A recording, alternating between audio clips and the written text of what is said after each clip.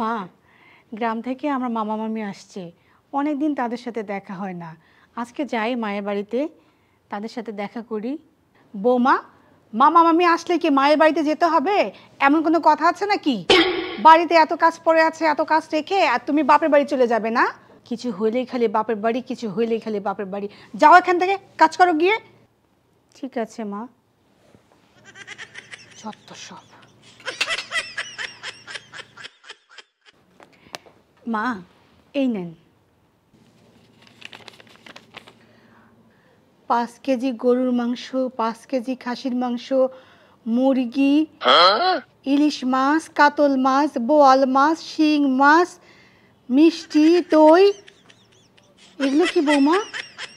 মা, আপনি তো মায়ের বাড়িতে যেতে নিষেধ করলেন, তাই আমি ওদেরকে 1 সপ্তাহের জন্য দাওয়াত দিয়েছি। ওরা আসলে খাওয়াইতে হবে না? বৌমা, তারা কষ্ট করে এখানে আসবে কেন?